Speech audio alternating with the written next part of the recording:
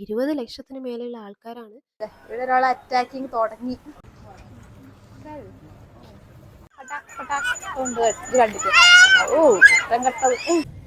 Hello every one, good morning. ഇന്ന് day 2 in നോമ്പ്. അപ്പോൾ രാവിലെ തന്നെ എണീറ്റു, ഞങ്ങൾ ഫുള്ള് റെഡിയായി. അച്ചു ഒന്നിങ്ങോട്ട് നോക്കൂ. അപ്പോൾ നമ്മൾ റെഡിയായി. ഇപ്പം എന്താ ബ്രേക്ക്ഫാസ്റ്റ് കഴിക്കാൻ പോവാണ്. ബ്രേക്ക്ഫാസ്റ്റ് കഴിച്ചിട്ട് നമ്മൾ അടുത്ത സ്ഥലത്തേക്ക് ഇങ്ങനെ പോയിക്കൊണ്ടിരിക്കുകയാണ്. ബ്രേക്ക്ഫാസ്റ്റിനെ പറ്റി പറയുകയാണെങ്കിൽ കുറേ ഐറ്റംസ് നമുക്ക് അത്ര എന്താ എല്ലാവർക്കും ഫ്രണ്ട്ലി ആയിട്ടുള്ള ഫുഡൊന്നുമല്ല. പക്ഷെ കുഴപ്പമില്ല. ബ്രെഡ് ജാം, പിന്നെ കോൺഫ്ലെക്സ്, അതുപോലത്തെ യൂണിവേഴ്സൽ സാധനങ്ങളും ഉണ്ട്. അതുകൊണ്ട് കുറേ എല്ലാം ഒരു സ്പെസിഫിക് ആയിട്ട് ഇപ്പോൾ നമ്മളെ നാട്ടിൽ ഇപ്പോൾ പുറമെല്ലാവർക്കും എല്ലാവർക്കും ഇഡ്ഡലിയും സാമ്പാർ, പൂരി ഭാജിയൊക്കെ ഇഷ്ടമാണെന്നില്ല. അതുപോലെ കുറച്ച് ഐറ്റംസ് എനിക്ക് വലിയ ഇഷ്ടമായിട്ട്. പക്ഷെ ഓക്കെ. പിന്നെ നമ്മൾ ഇവിടെ ഒരിക്കലും ചൂട് ചായ പ്രതീക്ഷിച്ച് പോയത്, അല്ലെങ്കിൽ നമ്മൾ എക്സ്ട്രാ പറഞ്ഞ് ചൂടാക്കേണ്ടി വരും. അങ്ങനെ കഥ. അപ്പോൾ പറ്റുന്ന അത്രയൊക്കെ നമുക്കുണ്ട്. കാരണം നമുക്കിന്ന് കുറേ സ്ഥലത്ത് പോകാനുള്ളതാണ്. അപ്പോൾ ആദർശയുടെ ഓട്ടോ ഉള്ള വകയിൽ ഗ്രാബ് നോക്കുകയാണ്. പക്ഷേ ഓക്കെ, നമുക്ക് വണ്ടി എത്തിയിട്ടുണ്ട്. അപ്പോൾ നമ്മൾ ഇറങ്ങും. ഇന്നത്തെ ഡേ സ്റ്റാർട്ട് ചെയ്യുന്നത് ഒരു മ്യൂസിയം വിസിറ്റ് ചെയ്തിട്ടാട്ടോ. മ്യൂസിയത്തിൻ്റെ പേരാണ് തോൾ സ്ലെയിങ് ജനസൈഡ് museum.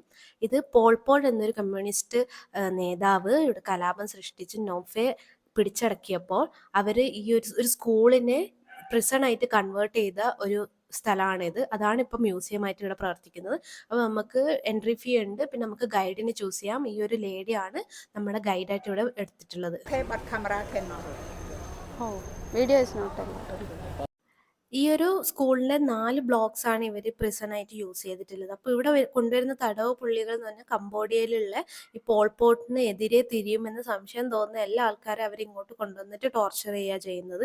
Extreme level of torturing methods ആണ് ഇവർ യൂസ് ചെയ്തിട്ടുള്ളത്. അതിൽ കുറേ ആൾക്കാർക്ക് അത് സഹിച്ച് നിൽക്കാൻ പോലും പറ്റിയിട്ട് ഇപ്പം തന്നെ മരിച്ചു പോയിട്ടുണ്ട്. അങ്ങനെ മരിച്ച ഒരാളെ ബോഡിയാണ് നിങ്ങൾ ഈ ഫോട്ടോയിൽ കാണുന്നുള്ളത്.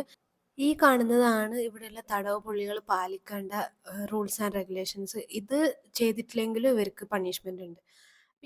നിങ്ങളിപ്പോൾ ഈ കാണുന്നതാണ് ഈ S21 പ്രിസണിൻ്റെ യഥാർത്ഥ രൂപം. ഫുള്ള് കമ്പിവേലിയും കെട്ടിയിട്ടുണ്ട്. പിന്നെ ടെറസിൽ കയറി താഴേക്ക് ആത്മഹത്യ ചെയ്യാനുള്ള ചാൻസ് ഒഴിവാക്കാനുള്ള കാര്യങ്ങളും ഇവർ ചെയ്തിട്ടുണ്ട്. അതുകൊണ്ട് ഒരു തരത്തിനും രക്ഷപ്പെടാൻ പറ്റില്ല. ഈ ബിൽഡിങ്ങിൽ ഓരോ റൂമും ഇതുപോലെ കുഞ്ഞു കുഞ്ഞു സെല്ലായിട്ട് ഡിവൈഡ് ചെയ്തിട്ട് അതിൻ്റെ അകത്ത് ഓരോ പ്രിസണേഴ്സിനെയും അവരെന്ത് ചെയ്യുന്നത് വെച്ചാൽ ചങ്ങല വെച്ച് ലോക്ക് ചെയ്യുക ചെയ്യുന്നത്. പിന്നെ വിയറ്റ്നാം ആർമി വന്ന് ഇവിടെ ഫുൾ അറ്റാക്ക് ചെയ്ത് പോൾപോട്ടിനെ തുരത്തി. ആ സമയത്ത് ഈ ഒരു ജയിലിൽ നിന്ന് രക്ഷപ്പെട്ടത് 11 പേരാണ്. അതിൽ 7 അഡൽട്ട്സും 4 കുട്ടികളുമാണുള്ളത്. അപ്പോൾ അവരെ ഫോട്ടോ ഈ മ്യൂസിയത്തിൻ്റെ ലാസ്റ്റ് ഇങ്ങനെ വെച്ചിട്ടുണ്ട്. 1975നും 79നും ഇടയിൽ ഏകദേശം 20,000-ന് മേലെ തടവ് പുള്ളികളാണ് ഇങ്ങോട്ട് കൊണ്ടുവന്നത്. അതിലാകെ 7 ചെറുപ്പക്കാരെ രക്ഷപ്പെട്ടിട്ടുള്ളൂ. ഇവർ രക്ഷപ്പെടാനുള്ള കാരണം എന്താ വെച്ചാൽ ഇതിൽ കുറച്ച് പേർക്ക് മെഷീൻ റിപ്പയർ ചെയ്യാൻ അറിയാം. പിന്നെ ഒരാൾ ആർട്ടിസ്റ്റാണ്. അപ്പോൾ അങ്ങനത്തെ ആവശ്യങ്ങൾക്ക് ഇവർ ഉപയോഗിക്കുമായിരുന്നു ഈ ഒരു സെല്ലിൽ.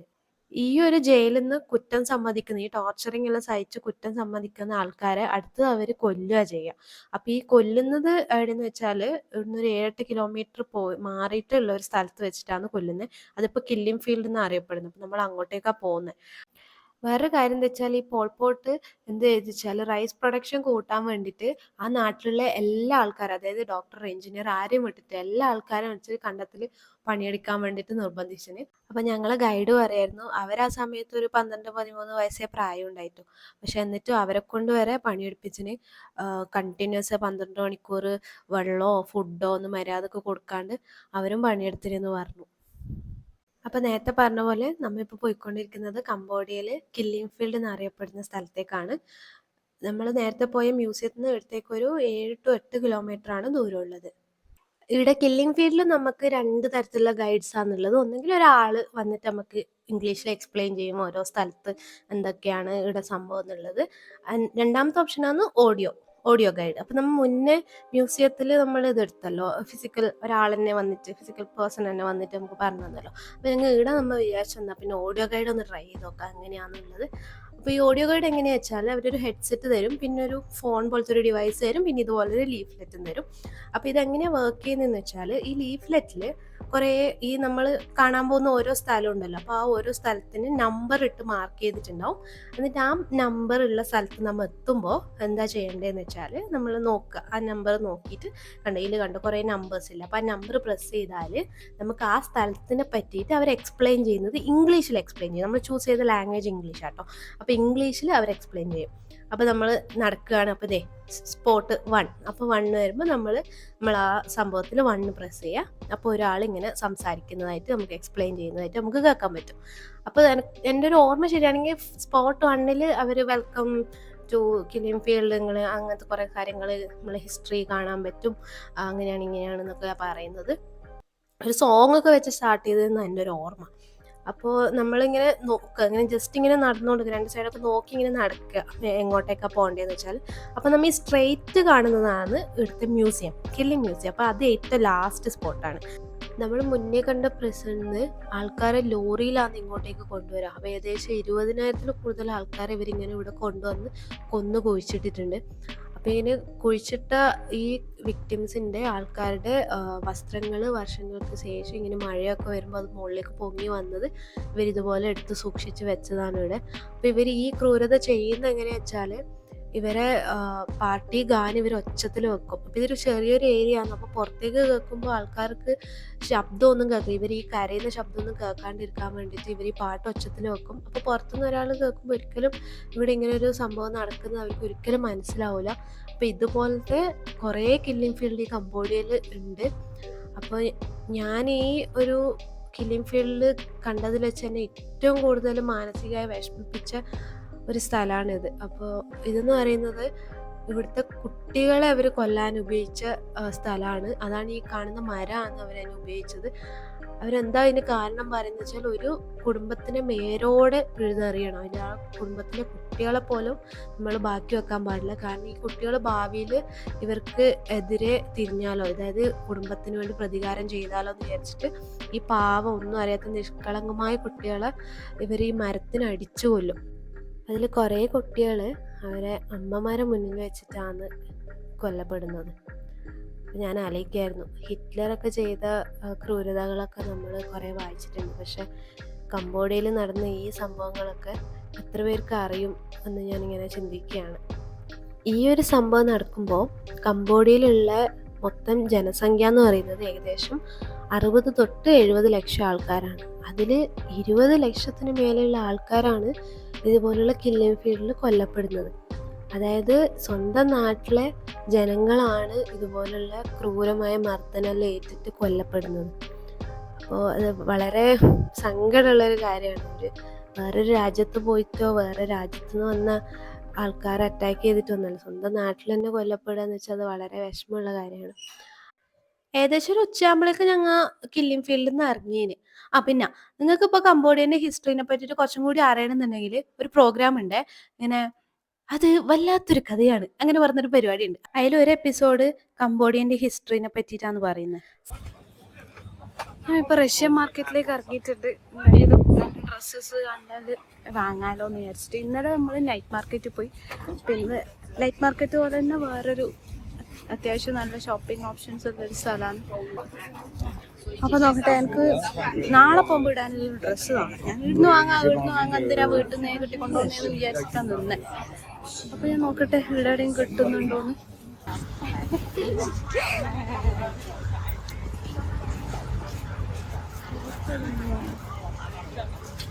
You have any yellow dress? Yellow chuli. Long. Yellow. That red yellow.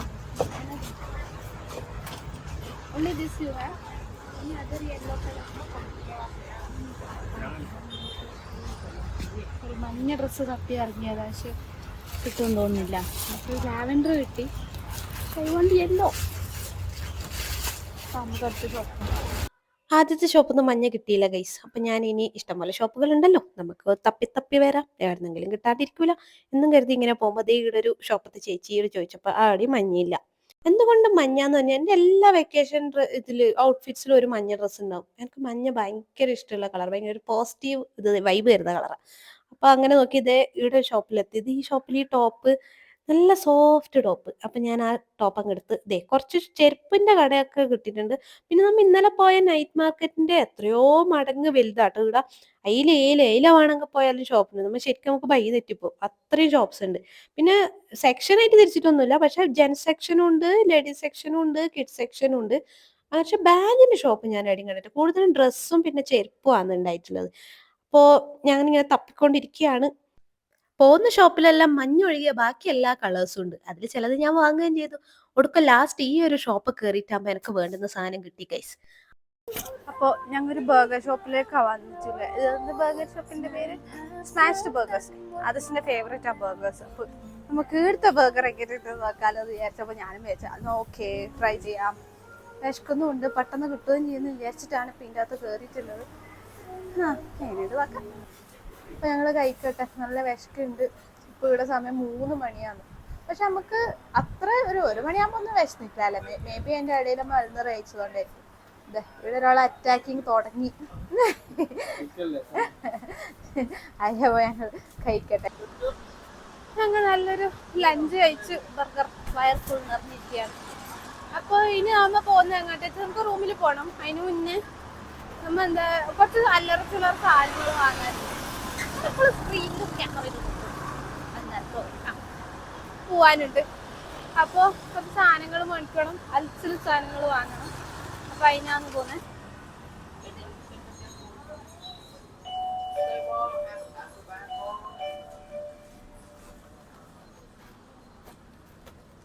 ഈ പച്ച കിറ്റ്കാറ്റ്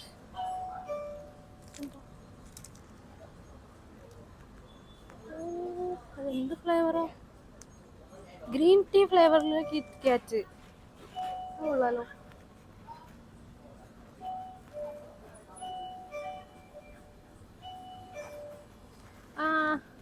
ഇത് നമ്മളെ വായിലിങ്ങനെ ഇടുമ്പോ ചിരിന്നാണ് പൊട്ടുന്നൊരു സാധനം.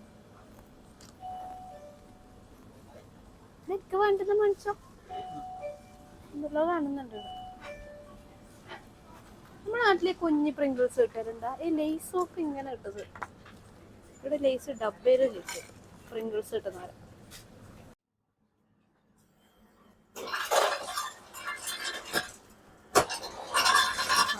വീഴുന്നതാണ് ഐസ്.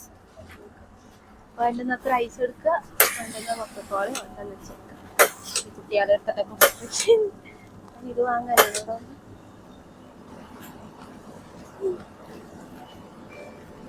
കപ്പ് നൂഡിൽസ്, പലതരം കപ്പ് നൂഡിൽസുകൾ കൊള്ളാട്ടോ. നമുക്ക് ഇഷ്ടമായി. കിട്ടിയോ? ഇവിടെ ഇല്ലേ? ഇവിടെ ഇല്ലേ? നമുക്ക് വേണ്ടത്. ശരി. അപ്പൊ ഞങ്ങൊരു കുളിയൊക്കെ കഴിഞ്ഞ് ഒരു ചായയൊക്കെ കുടിച്ച് ഡ്രസ്സ് മാറ്റി. റോയൽ പാലസിലില്ലേ ഡ്രസ് കോഡ് ഉണ്ട്. അപ്പം നമ്മൾ നേരത്തെ ഇട്ട ഡ്രസ്സ് പറ്റില്ല, അതിന് കുറച്ച് സ്ലീവ് കുറവല്ലേ, അപ്പം അത് പറ്റില്ല. അപ്പം ഞാൻ വേറൊരു ടീഷർട്ട് എടുത്തിട്ട് ടീഷർട്ടും ജീൻസും ഇട്ടു. അകത്തേക്ക് ഇപ്പം കയറ്റുമോന്നുള്ളത് എനിക്ക് വലിയ പിടുത്തമില്ല. നമുക്ക് പോയി നോക്കാം. മോസ്റ്റ്ലി വിടാൻ സാധ്യതയില്ല. ഇത്ര 6 മണി ആയില്ലേ, അപ്പോൾ വിടാൻ സാധ്യതയില്ല. പക്ഷെ നല്ല രസമുണ്ട്. ഇവിടെ ഫുള്ള് ലൈറ്റൊക്കെ ഇട്ടിട്ട് നല്ല ഭംഗിയുണ്ട് കാണാൻ. ഞാൻ കാണിച്ചു തരാം. ഇത് ബാക്കിൽ നോക്കൂ. നല്ല രസല്ലേ? നല്ല ഭംഗിയുണ്ട് കാണാൻ. അകത്തേക്കുള്ള ലൈറ്റ് അടിക്കുന്നത് നല്ല രസമുണ്ട്. കുറേ മറ്റേ അക്കസൊട്ട് സ്ഥലം ഇരുന്നിട്ടുണ്ട്. എന്തൊരാളാ. ഇന്നലെ നമ്മ ഫയർ വർക്സ് കാണാൻ വേണ്ടിട്ട് വന്നിട്ടാകുമ്പോ നോക്കുമ്പോഴേക്ക് ഈ റോയൽ പാലസിന്റെ ഫ്രണ്ടിൽ ഭയങ്കര ആളായിരുന്നു. കാലുത്ത സ്ഥലം ഉണ്ടായിട്ട്. അപ്പൊ പിന്നെ ഞങ്ങൾ ഫയർ വർക്സ് കണ്ടിട്ട് ഞങ്ങൾ നേരെ ഷോപ്പിങ്ങിന് പോയി. ഇവിടെ വന്നാൽ ഫുൾ തിരക്കിന്റെ ഇടയിലായി പോകണ്ടെന്ന് വിചാരിച്ച് ഞങ്ങൾ നേരെ ഷോപ്പിങ്ങിന് പോവുക ചെയ്തേ. കാരണം ഇന്ന് സമയമുണ്ടല്ലോ, ഇന്ന് നൈറ്റ് നമുക്ക് വേറെ പ്ലാൻസ് ഒന്നും ഉണ്ടായിട്ടില്ല. അതുകൊണ്ട് ഞങ്ങൾ ഇന്ന് റോയൽ പാലസ് കുറച്ചും കൂടി അടുത്തുനിന്ന് കാണാൻ വേണ്ടിട്ട് ഇറങ്ങി. പക്ഷെ 6 മണിയാകുമ്പോഴേക്ക് റോയൽ പാലസ് അടക്കും. അതുകൊണ്ട് നമുക്ക് അകത്ത് കയറാനൊന്നും പറ്റിയില്ല. കാരണം 6 മണിക്ക് ശേഷം നമ്മ വെറുതെ എന്തിനാ രാജാവിനെ ഡിസ്റ്റർബ് ചെയ്യുന്നത്. അതുകൊണ്ട് നമ്മ നേരെ അകത്ത് പോകാനൊന്നും തോന്നിയിട്ട. ഞങ്ങൾ ആ രാജാവിനെ ശല്യം ചെയ്യാൻ നിൽക്കുന്നില്ല, നമ്മുടെ പുറത്ത് ആസ്വദിക്കാമെന്ന് വിചാരിച്ചു.